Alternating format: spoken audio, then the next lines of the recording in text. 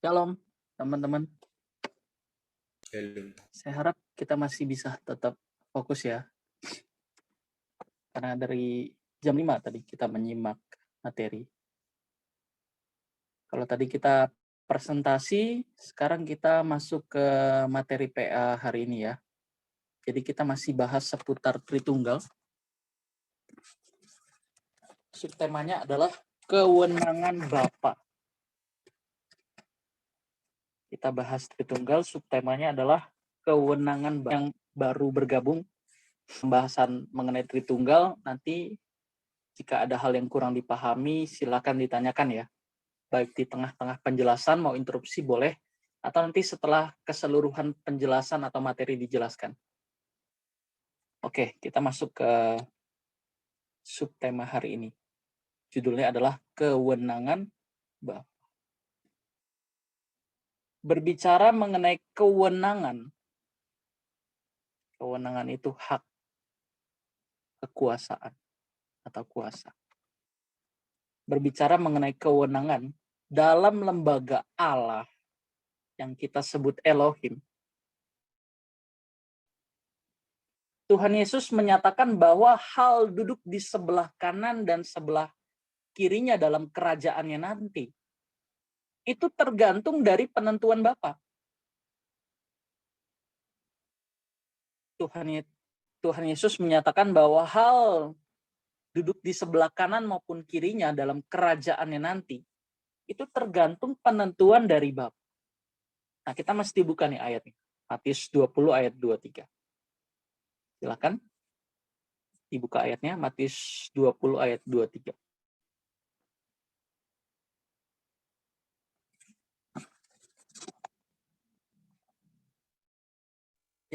Ya, dibaca. Yesus berkata kepada mereka, "Cawanku memang akan kau minum, tetapi hal duduk di sebelah kananku atau di sebelah kiriku, aku tidak berhak memberikannya. Itu akan diberikan kepada orang-orang bagi siapa Bapakku telah menyediakannya."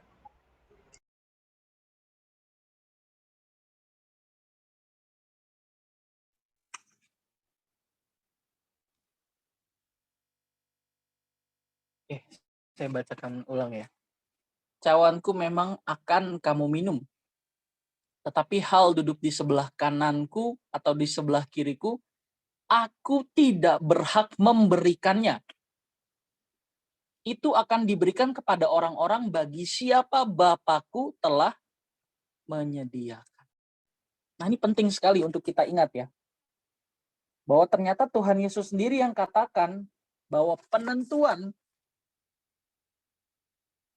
posisi atau kedudukan yang dikatakan atau dinyatakan duduk di sebelah kanan atau kirinya nanti di kerajaannya, di langit baru dan bumi yang baru, itu adalah penentuan dari Bapa.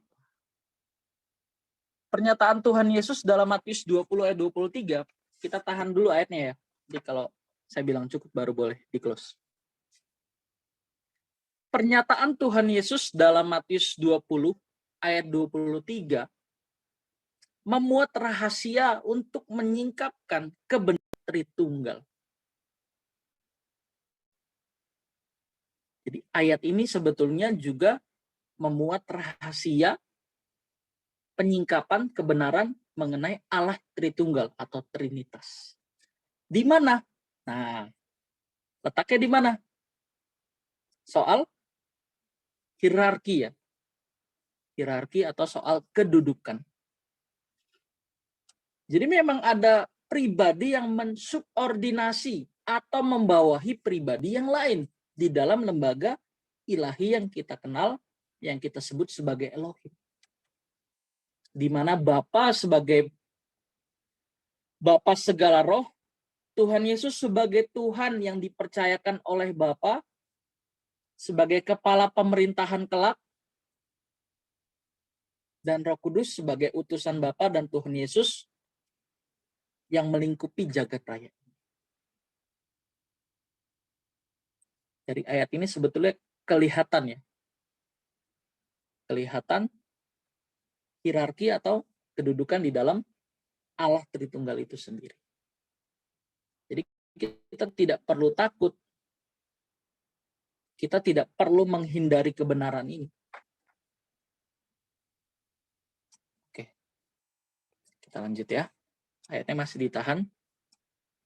Pernyataan Tuhan Yesus di dalam Matius 20 ayat 23, sebetulnya ini terkait dengan permintaan ibu anak-anak Zebedeus agar anak-anaknya nanti dapat menduduki kedudukan atau posisi yang penting dalam kerajaan, yaitu duduk di sebelah kanan dan kiri Tuhan Yesus. Tahu ya ceritanya ya? Jadi dikira kerajaan Tuhan Yesus itu di bumi ini. Padahal kerajaan Tuhan Yesus itu nanti di langit baru dan bumi yang baru. Kalaupun berbicara mengenai kedudukan nanti, itu pun bukan hak Tuhan Yesus untuk menentukan siapa yang kelak akan berada di posisi-posisi penting. Jadi duduk di sebelah kanan atau kiri itu maksudnya adalah posisi penting. Memang orang pilihan itu nanti akan memerintah bersama-sama dengan Tuhan Yesus. Orang pilihan yang akan memerintah bersama-sama dengan Tuhan Yesus. Kok begitu? Iya, sebab ada orang pilihan berarti ada yang nggak dipilih.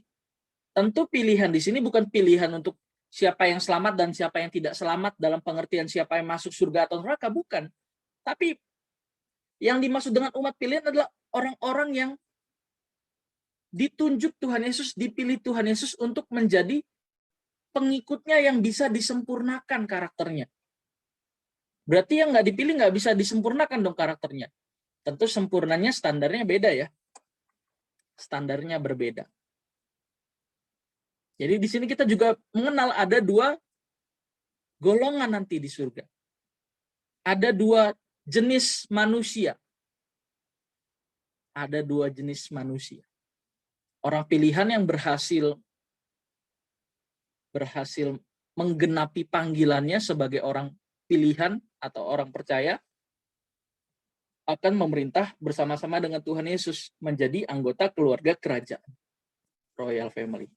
Sementara ada orang-orang yang diizinkan untuk masuk ke langit baru dan bumi yang baru. Dan orang-orang tersebut adalah bukan orang pilihan. Artinya bukan orang-orang yang beragama Kristen. Bukan orang-orang yang beragama Kristen. Atau bisa juga orang Kristen. Bisa juga orang Kristen yang jadi anggota masyarakat biasa. Nah, jadi kalau ada yang mimpin, ada yang dipimpin ya. Ada yang mimpin, ada yang dipimpin.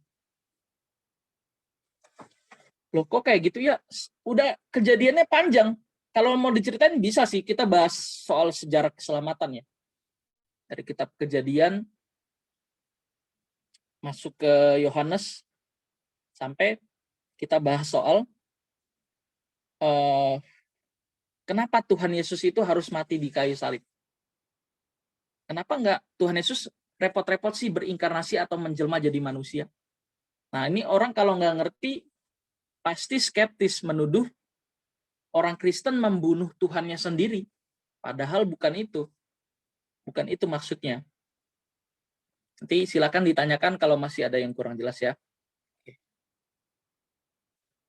Bicara mengenai kedudukan, perlu digarisbawahi bahwa orang-orang yang menduduki kedudukan penting, yang duduk di sebelah kanan ataupun kiri Tuhan Yesus, harus ikut menderita bersama-sama dengan Tuhan Yesus.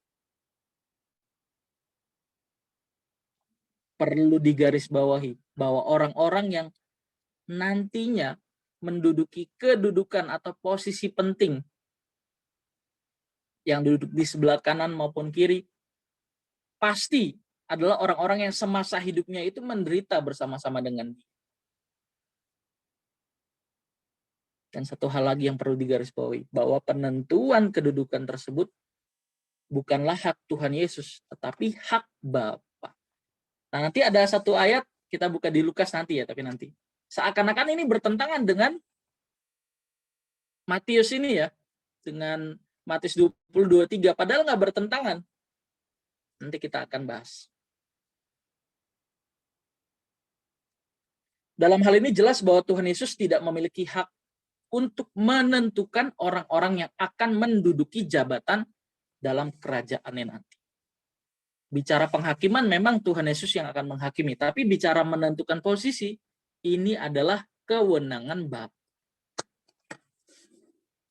Kewenangan Bapa. Nah, kata hak di dalam teks aslinya masih di ayat yang sama adalah dekios, yang memiliki pengertian kewenangan. Sedangkan kata menyediakan dalam teks aslinya adalah hetoimazo. Kata menyediakan dalam teks aslinya, bahasa Yunaninya adalah hetoimazo. Kata ini menunjuk bahwa Bapa memiliki kewenangan menentukan siapa-siapa saja yang akan menjadi pejabat orang-orang yang duduk di sebelah kanan dan Tuhan Yesus di kerajaannya nanti. Di langit yang baru dan bumi yang baru. Langit baru, bumi baru itu apa? Surga. Kalau bahasa awamnya surga. Surga. Tapi kalau orang tidak pernah belajar tentang apa itu surga, pasti dia kaget. Surga itu apa? Surga itu ya kayak bumi ini. Nah, pasti kaget dia. Tapi kalau kita bilang langit baru, bumi baru, sebetulnya tidak ada bedanya. Yang beda adalah pemerintahannya. Yang beda adalah pemerintahannya. Bumi sekarang ini udah susah dipimpin teokrasi ya. Makanya bumi ini menjadi medan latihan. Medan latihan. Artinya bukan bumi ini tempat kita sesungguhnya. Ini hanya medan latihan. Sekaligus medan pertempuran. Rumah kita nanti di sana. Di langit baru, bumi yang baru. Atau bahasa awamnya surga. Pernyataan Tuhan Yesus di dalam Matius 20 ayat 23 menunjukkan bahwa kerajaan yang digelar di mana Tuhan Yesus menjadi kepala pemerintahannya adalah kerajaan milik Bapa. Kerajaan milik Bapa. Tuhan Yesus Tuhannya, iya. Tuhan Yesus kepala pemerintahnya, iya. Tapi semuanya bagi kemuliaan Bapa. Semuanya bagi kemuliaan Bapa. Bagi kehormatan Bapa. Bagi keagungan Bapa. Nanti kita buka juga ayatnya, ada ayatnya, Filipi 2 ayat 11 ya. Tapi nanti aja. Sekali lagi bahwa kerajaan Tuhan di langit baru bumi baru nanti, langit baru dan bumi yang baru nanti, di mana Tuhan Yesus menjadi kepala pemerintahannya, adalah kerajaan milik Bapa. Kerajaan milik Bapa. Hal ini menunjukkan bahwa Bapa yang memiliki kuasa, kemuliaan, dan kerajaan. Hal ini menunjukkan bahwa Bapalah pemilik kuasa, kemuliaan, dan kerajaan. Hal ini sama dengan bahwa yang memiliki kemuliaan, keagungan, kehormatan, pemerintahan adalah Bapa. Tuhan Yesus menerima yang Bapa berikan. Yang pasti adalah bahwa orang-orang yang akan mendampingi Tuhan Yesus dalam mengelola kerajaannya adalah orang-orang pilihan. Bentar, saya minum dulu.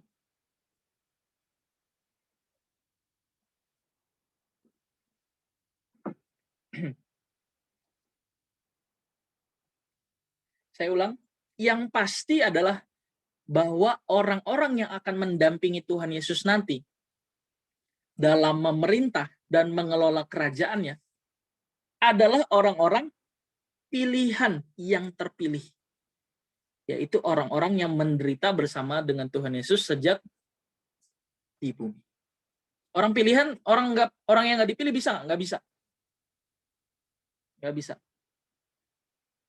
Tapi ya terserah Bapa ya, terserah Tuhan Yesus ya, terserah Bapa, terserah Tuhan Yesus. Tapi kalau kita belajar tentang keselamatan, bahwa tidak semua orang bisa dipulihkan karakternya kepada keadaan yang semula. Nah, fakta itu harus kita terima dengan lapang dada. Kenapa dengan lapang dada? Sebab kita punya orang-orang seperti saudara yang kita kasih, tapi dia bukan Kristen. Jadi seakan-akan kita ini menggugat Tuhannya. Kok di sana ada kayak semacam kasta Tuhan? Mau nggak mau? Kok ada semacam golongan? Mau tidak? Mau. Sebab tidak semua orang bisa dipulihkan karakternya. Sekali lagi, ini kalau mau dijelaskan bisa. Kita bahas sejarah keselamatan nih.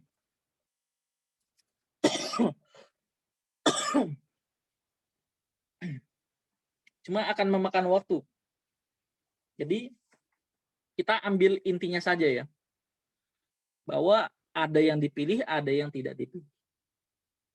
Yang dipilih inilah yang mendapat fasilitas keselamatan. Yohanes 1 ayat 12. Kepada setiap orang yang menerimanya, diberinya kuasa. Dalam teks aslinya exousia. Hak istimewa. Privilege. Fasilitas untuk selamat. Selamat artinya dikembalikan ke rancangan semula. Kita nggak bisa nuntut orang di luar Kristen jadi seperti kita, disempurnakan karakternya. Nggak bisa. Sebab mereka tidak percaya Tuhan Yesus. Mereka tidak dipilih juga. Jadi sehebat-hebatnya orang menginjil, kalau orang itu tidak dipilih, yang penting dia masuk surga aja. Asal tidak membenci Tuhan Yesus. Kalau orang baik tapi dia benci Tuhan Yesus, pasti neraka. Pasti neraka. Maka kita jangan membuat orang di luar Kristen itu malah membenci kita, malah membenci Tuhan kita. Kalau dia baik tapi dia tidak membenci, asal tidak membenci Tuhan kita, pasti masuk surga. Jadi anggota masyarakat biasa. Ya. Kita buka dulu Roma 8 ayat 17. Ayat ini bicara orang-orang yang dipilih, yang menderita bersama-sama dengan Tuhan Yesus inilah yang nanti akan memerintah bersama-sama dengan Dia. Jadi ada dua ya. Pertama dia orang pilihan.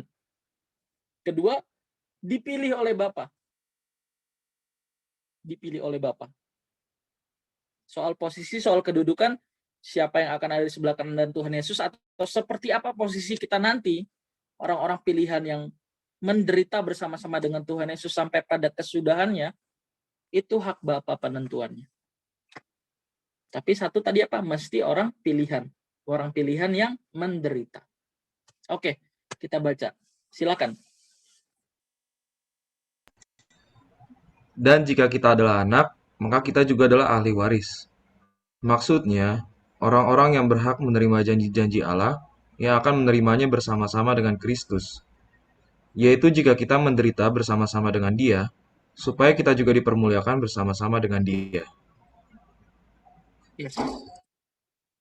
Dan jika kita anak, maka kita juga adalah ahli waris. Maksudnya adalah orang-orang yang berhak menerima janji-janji Allah. Yang akan menerimanya bersama-sama dengan Kristus. Yaitu jika kita menderita bersama-sama dengan Tuhan Yesus. Supaya kita juga dipermuliakan bersama-sama dengan Dia. Dipermuliakan di sini maksudnya apa? Dipermuliakan di sini maksudnya diberikan kuasa, hak untuk memerintah bersama-sama dengan Tuhan Yesus.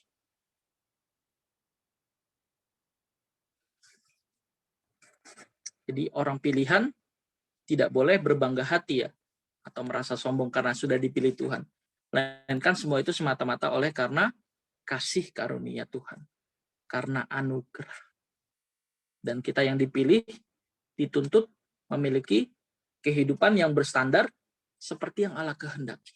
Yang diberi banyak, dituntut banyak. Maka konsep keadilan yang kita pahami selama ini kan salah. Adil artinya sama rata ya. Adil itu bukan sama rata. Salah orang yang mengartikan adil sama rata. Adil itu artinya memberikan apa yang menjadi haknya. Saya punya adik masih SMP. Jajan misalnya dikasih 10.000 ya. Waktu saya kuliah, saya dikasih uang jajan 100.000. Terus adik saya komplain. Kok mama kasih Koko 100.000 tapi kasih aku 10.000, mama nggak adil. Loh, minta ditempeleng ini adik saya ya. Tapi bukan adik saya ya, bukan adik saya. Ini contoh, hanya contoh. Adil itu artinya memberikan apa yang menjadi haknya. Kebutuhan anak SMP dengan kebutuhan yang kuliah pasti beda. Pasti beda. Maka adil bukan sama rata, tapi memberikan apa yang jadi haknya. Atau misalnya contoh lain ya. Sebetulnya ya, terkait dengan pemilihan, terkait dengan pemilihan suara untuk memilih entah itu presiden atau DPR atau apa segala macam tuh yang dipilih oleh rakyat. Itu semuanya suara sama kan? Hitungannya satu ya. Meskipun dia profesor, tapi suaranya tetap satu. Nah, menurut saya itu kurang adil. Kenapa? Sebab orang-orang intelek ini yang belajar ini yang bisa menentukan arah kemana bangsa akan kita tuju. Seperti apa dan bagaimana cita-cita bangsa itu dapat dipenuhi. Nah, ini suara profesor disamakan dengan suara yang nggak sekolah. Satu. Menurut saya ini nggak adil. Karena tidak memberikan apa yang menjadi haknya. Maka di luar negeri itu orang yang milih itu adalah orang yang kuliahan. Yang punya legalitas akademis yang jelas ya. Jadi keadilan memberikan apa yang jadi haknya. Nah, terkait pembahasan kita, orang yang nggak dipilih nggak bisa dituntut seperti kita. Nggak bisa. Sengotot-ngototnya kita ajak mereka untuk ikut Tuhan Yesus, kalau dia nggak dipilih nggak bisa. Taunya dari mana dia dipilih apa enggak? Nah, itu urusan Tuhan. Tugas kita adalah tetap menginjil, dan asal orang yang kita injili atau orang-orang di sekitar kita yang punya keyakinan berbeda itu tidak membenci Tuhan Yesus, maka dia dimungkinkan untuk dilanjutkan hidupnya, diizinkan hidupnya di langit baru, bumi baru sebagai anggota masyarakat biasa. Ya. Jadi sekalipun kita pilihan, nah ini mesti jadi catatan ya, kalau kita bahas dari ayat ini, Roma 8 ayat 17, orang pilihan yang menderita bersama-sama dengan. Kita memang punya privilege, tapi fasilitas itu digunakan untuk menyempurnakan karakter kita. Bukan privilege untuk nanti tiba-tiba kita langsung jadi pejabat di LB3, bukan. Maka privilege itu jangan diartikan sembrono juga, jangan diartikan secara bodoh ya. Kenapa saya anggap bodoh? Kenapa saya bilang bodoh? Karena menganggap anugerah itu sesuatu yang hanya untuk diterima, tapi bukan untuk diresponi. Kalau kita hanya menerima Tuhan Yesus, otomatis selamat. Otomatis selamat. Hapus Filipi 2 ayat 12. Di mana di ayat itu dikatakan, kerjakanlah keselamatanmu dengan takut dan gentar.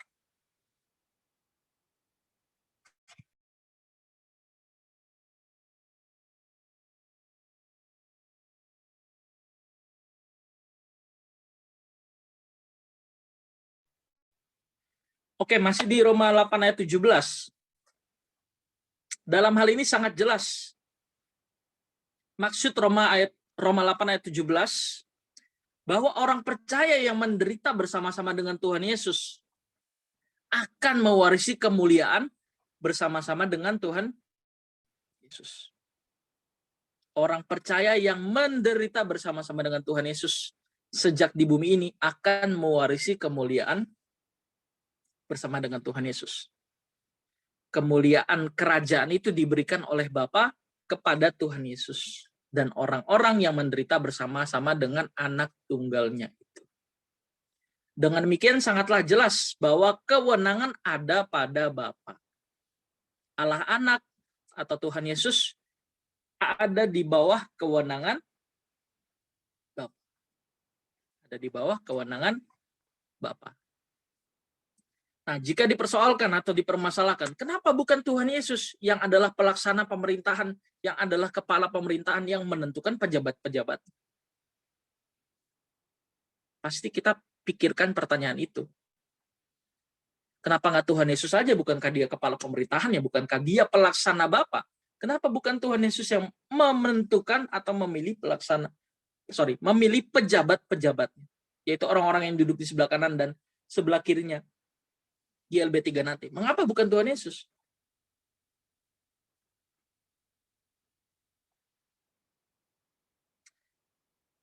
Dan lagi nih masalah nih. Apakah pernyataan Tuhan Yesus dalam Matius 20 ayat 23? Coba kita balik lagi ke Matius 20:23. Kita baca sekali lagi cepat-cepat, nanti baru kita buka Lukas 22.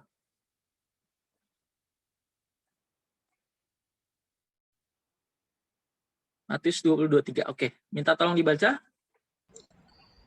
Yesus berkata kepada mereka, Cawanku memang akan kau minum, tetapi hal duduk di sebelah kananku atau di sebelah kiriku, aku tidak berhak memberikannya.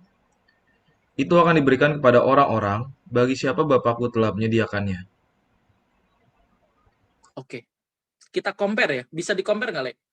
Jadi dua ayat itu Bisa, bentar Kak. saya. Lukas 22 ayat 28 sampai 29.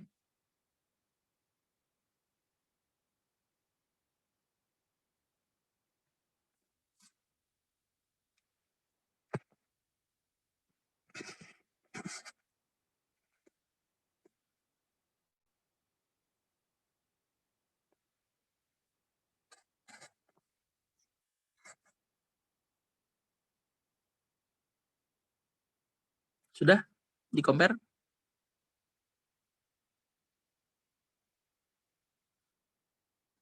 Oke, kelihatan nggak teman-teman? Kelihatan ya? Oke, ini yang tadi mau kita persoalkan. Apakah pernyataan Tuhan Yesus dalam Injil Matius 20 ayat 23 tidak bertentangan dengan pernyataannya sendiri di dalam Lukas 22 ayat 28 sampai 29, di mana ia katakan, "Kamulah yang tetap tinggal bersama-sama dengan aku dalam segala pencobaan yang aku alami, dan aku akan menentukan hak-hak kerajaan bagi kamu, sama seperti Bapakku menentukannya." Nah, bukankah tadi di Matius 20 ayat 23 dikatakan bahwa penentuan itu pejabat-pejabat orang-orang yang akan memerintah bersama-sama dengan Tuhan Yesus, bukannya Bapa yang menentukan. Tapi kenapa di ayat Lukas 22 ayat 28 29 di situ dikatakan, aku akan menentukan hak-hak kerajaan bagi kamu, sama seperti Bapakku yang menentukannya bagi. Nah, gimana dong? Nah, kedua ayat ini, baik Matius 20:23 dan Lukas 22 ayat 28 29, sebetulnya sama sekali tidak bertentangan. Jika kita perhatikan dengan teliti, Matius 20 ayat 23 ini berbicara mengenai kedudukan dalam kerajaan Tuhan. Sementara dalam Lukas 22 ayat 28 sampai 29 berbicara mengenai kewenangan dalam kerajaan yang dipimpin atau dikelola Tuhan Yesus yang adalah kepala pemerintah. Saya ulang. Kedua ayat ini baik Matius 20 dan Lukas 22 sama sekali tidak bertentangan. Sebab Matius 20 ayat 23 berbicara mengenai kedudukan dalam kerajaan Tuhan yang ditentukan oleh Bapa, sementara Lukas 22 berbicara mengenai kewenangan dalam kerajaan yang dipimpin atau dikelola oleh Tuhan Yesus yang adalah kepala pemerintah.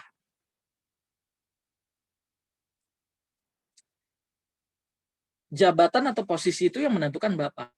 Tetapi kewenangan, hak atau kuasa di dalam kerajaan yang dipimpin oleh Tuhan Yesus nanti itu dipimpin atau dikelola Tuhan Yesus sendiri yang adalah kepala pemerintahan. Dalam memimpin kerajaannya itu, Tuhan Yesus sendiri yang akan memimpin dan juga mengelola. Tapi yang memilih siapa-siapa saja yang akan bersama dengan Tuhan Yesus dalam hal posisi ya, posisi penting itu adalah Bapa yang menentukan.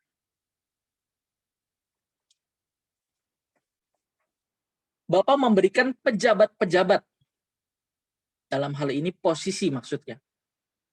Bapa memberikan pejabat-pejabat kerajaan. Sementara Tuhan Yesus yang memberikan kekuasaan atau wewenang. Karena Tuhan Yesus yang mengatur pemerintahan. Jadi dalam memimpin kerajaan nanti di LB3, Tuhan Yesus yang akan memimpin dan mengelola. Mengatur seperti apa jalannya pemerintahan itu. Tapi dalam pemilihan tadi, yang menentukan adalah Bapa.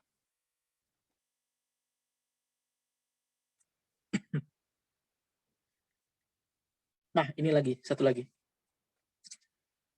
Persoalan ya.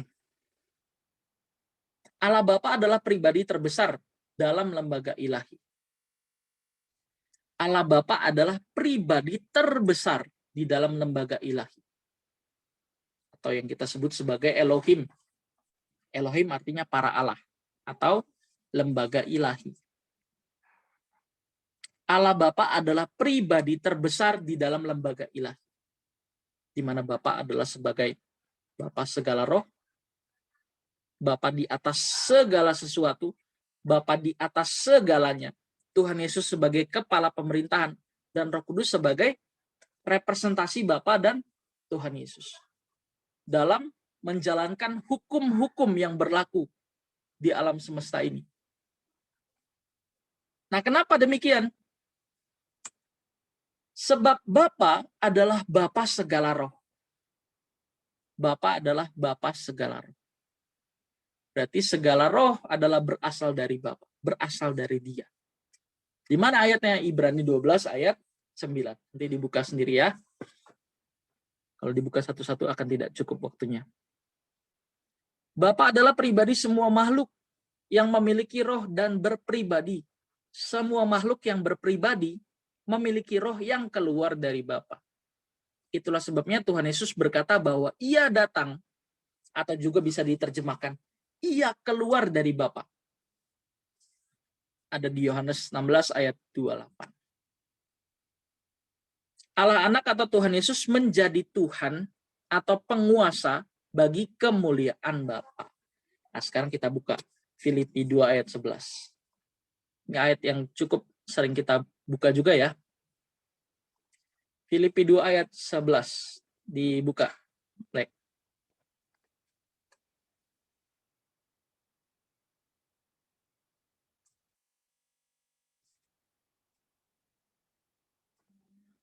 Jadi kalau ada pertanyaan siapa Tuhannya, Bapa atau Anak? Apa Tuhan Yesus? Tuhannya Tuhan Yesus, tapi bagi kemuliaan Bapa. Ya, dibaca. Dan segala lidah mengaku Yesus Kristus adalah Tuhan bagi kemuliaan Allah Bapa. Iya. Jadi kalau ada yang nanya, mana ayat yang bilang Yesus Tuhan? Ini Filipi 2 ayat 11. Tapi dia nambahin pertanyaannya, mana yang bilang ada ayat, coba tunjukkan kepada saya ayat yang mengatakan Yesus, aku adalah Tuhan dan sembahlah aku. Gak bakal ada. Cara jawabnya gimana? Tanya balik aja. Ada nggak di Alkitab ayat yang mengatakan Yesus bukan Tuhan dan jangan sembah aku? Ada nggak? Lagian minta disembah itu iblis bukan Tuhan. Ingat pencobaan Tuhan Yesus? Tuhan Yesus dicobai oleh iblis. Kalau kamu sembah aku, akan aku berikan seisi dunia kepadamu. Yang minta disembah itu iblis. Udah di mana tuh? Matius 4 ya kalau nggak salah ya. Coba kita buka deh. Matius 4 ayat 8 sampai 11 kalau nggak salah.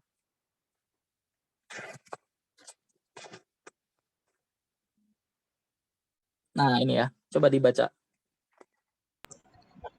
Dan iblis membawanya pula ke atas gunung yang sangat tinggi dan memperlihatkannya kepadanya semua kerajaan dunia dengan kemegahannya. Dan berkata kepadanya, semua itu akan kuberikan kepadamu jika engkau sujud menyembah aku. Maka berkatalah Yesus kepadanya, nyahlah iblis, sebab ada tertulis, engkau harus menyembah Tuhan Allahmu, dan hanya kepada Dia sajalah engkau berbakti. Lalu iblis meninggalkan dia, dan lihatlah, malaikat-malaikat datang melayani Yesus. Iya. Sama kayak orang jenius. Dia nggak perlu teriak-teriak, weh gue jenius. Untuk orang-orang tahu kalau dirinya jenius. Orang akan tahu dia jenius. Atau misalnya ada orang berteriak, saya ini orang baik. Apalagi dalam rangka pemilihan ya. Pemilihan dalam rangka politik ya. Pilih saya, maka saya akan melayani rakyat dengan sepenuh hati. Itu nggak usah diomong sebetulnya. Dibuktikan saja. Sama seperti iblis.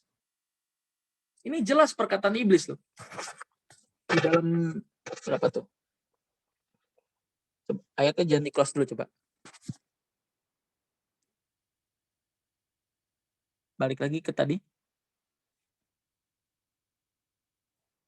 Sorry, saya lupa bilang. Apa udah? Bisa nge-lag nih, nge-freeze.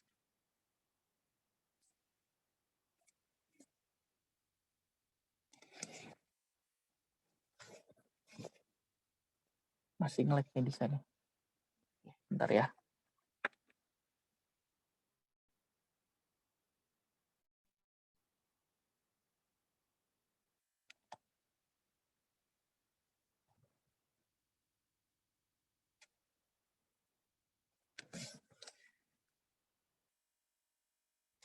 Matius 4, Le. Matius 4, 8, 11 tadi.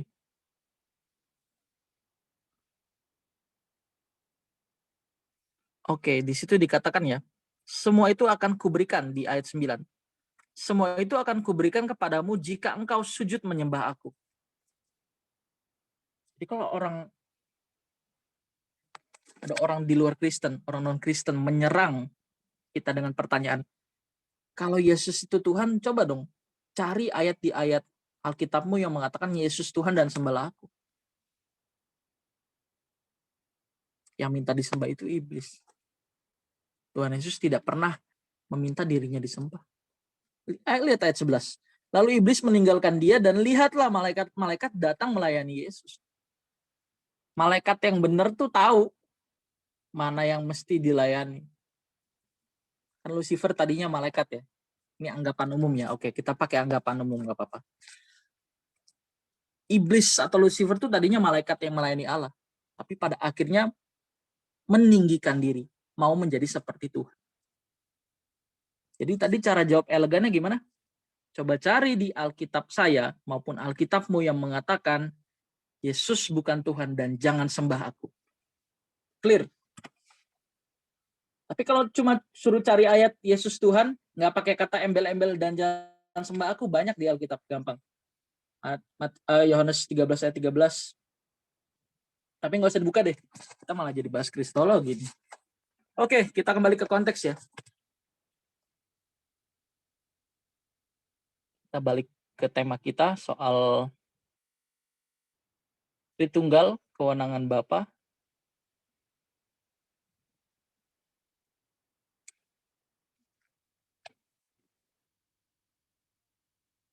Allah Anak atau Tuhan Yesus dipilih, ditunjuk oleh Bapa sebagai Tuhan, dijadikan sebagai Tuhan oleh Allah Bapa. Baca ayatnya, Filipi 2 ayat 11. Tuhan Yesus berulang-ulang menyatakan bahwa dirinya adalah utusan dari Bapa. Ada di Yohanes 17 ayat 3, Yohanes 3 ayat 16 sampai 17, dan banyak ayat lain di Alkitab yang menyatakan bahwa Yesus adalah utusan Bapa. Koneksi internet saya ini error nih.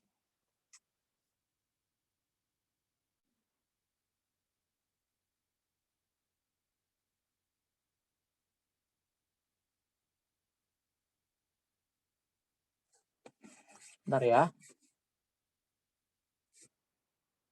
Oke.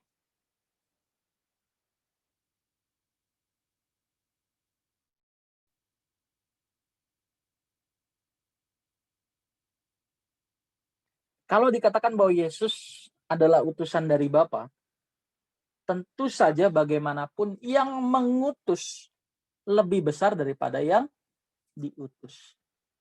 Siapa yang diutus? Tuhan Yesus. Siapa yang mengutus? Bapa.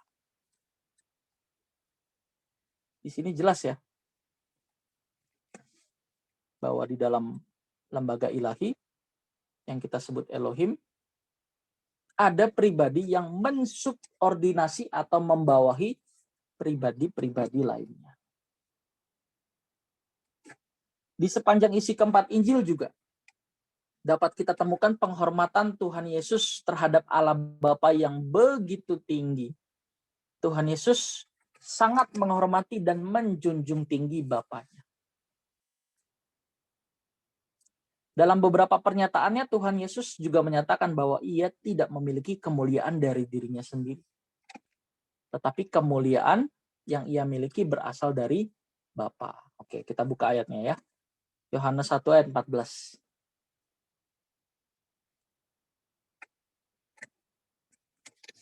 Yohanes 1 ayat 14.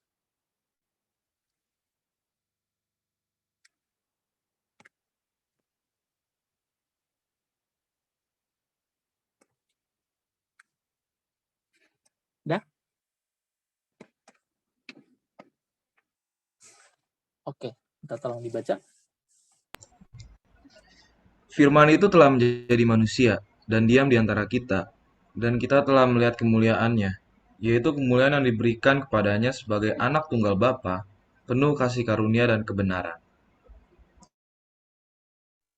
Ya, jelas ya, bahwa kemuliaan yang dimiliki oleh Tuhan Yesus bukanlah berasal dari dirinya sendiri, tetapi kemuliaan yang ia miliki berasal dari Bapa. Sama halnya juga ketika Tuhan Yesus bangkit, ada di Matius 28 ya, ayat 18. 18, 19, 20 itu kan rangkaian Great Commission ya. Tapi yang mau saya bahas ayat 18. Matius 28 ayat 18. Ketika Tuhan Yesus bangkit, ia menyatakan bahwa diberikan kepadanya segala kuasa. Kuasa itu diberikan kepadanya oleh siapa? Tentu oleh Bapa. Nah, ini nanti teman-teman bisa buka ya. Matius 28 ayat 18 dan Daniel 7 ayat 13 sampai 14. Dengan demikian, keberadaan Tuhan Yesus sendiri sebagai Kristus, yang artinya yang diurapi dengan pengurapan khusus sebagai satu-satunya juru selamat dan pengharapan dunia, adalah keberadaan bagi kemuliaan Allah Bapa, bukan bagi dirinya sendiri. Jelas, Tuhan Yesus mengatakan, makananku ialah melakukan kehendak Dia yang mengutus aku dan menyelesaikan pekerjaannya. Ada di mana tuh? Yohanes 4 ayat 34 ya. Coba kita buka.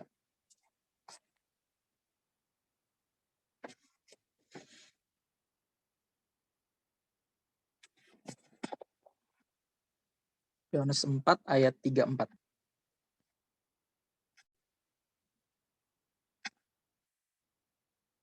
Oke, saya bacakan ya. Kata Yesus kepada mereka, makananku ialah melakukan kehendak Dia yang mengutus aku. Siapa yang mengutusnya? Bapa. Dan menyelesaikan pekerjaan. Jadi sekali lagi, keberadaan Tuhan Yesus itu adalah keberadaan bagi kemuliaan Bapa dan bukan bagi dirinya sendiri. Sekarang ini kita sedang menantikan akhir sejarah dunia dan akan berdirinya kerajaan Tuhan Yesus yang menerima mandat dari Bapa. Inilah saat yang dinantikan, bukan saja oleh orang percaya, yaitu kita, tapi juga oleh banyak manusia yang akan menjadi anggota masyarakat kerajaan surga. Terkait dengan kewenangan Bapa yang menjadi tema kita hari ini, maka dapat disimpulkan bahwa Tuhan Yesus adalah penerima pemerintahan kerajaan yang Bapa berikan. Tuhan Yesus menerima kemuliaan dari Bapa. Dan Tuhan Yesus tidak lebih besar dari Bapa. Dan kita sebagai orang-orang pilihan, sebagai orang percaya, akan menerima warisan, yaitu janji Bapa, jika kita menderita bersama-sama dengan Tuhan Yesus. Tentu menderita di bumi ini ya. Dengan penjelasan ini nampak sekali adanya hierarki atau kedudukan antara Bapa dan Anak. Sehingga kita dapat menempatkan masing-masing pribadi secara proporsional. Proporsional itu artinya sebanding. Seimbang sesuai dengan proporsi. Sekali lagi saya ulang sebagai closing statement. Terkait dengan kewenangan Bapa, maka dapat disimpulkan bahwa Tuhan Yesus adalah penerima pemerintahan kerajaan yang Bapa berikan. Tuhan Yesus menerima kemuliaan dari Bapa. Dan Tuhan Yesus tidak lebih besar dari Bapa. Nah, kalimat ini sungkan sekali untuk diterima ya. Apalagi buat kita yang baru mendengar hal ini. Tapi nggak apa-apa, nanti kalau ada pertanyaan silakan ditanya. Dan kita sebagai orang-orang pilihan, orang percaya akan menerima warisan, yaitu janji Bapa, jika kita menderita bersama-sama dengan Tuhan Yesus. Ayatnya di mana? Roma 8 ayat 17 ya. Kita buka ayat penutup deh. Tadi udah kita buka juga sih. Roma 8 ayat 17.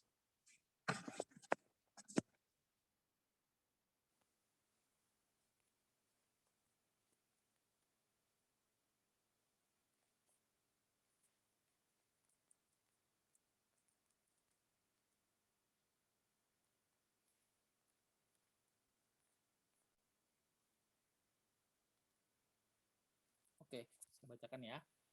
Dan jika kita adalah anak, maka kita juga adalah ahli waris. Maksudnya orang-orang yang berhak menerima janji-janji Allah yang akan menerimanya bersama-sama dengan Kristus, yaitu jika kita menderita bersama-sama dengan Dia, supaya kita juga dipermuliakan bersama-sama. Amin.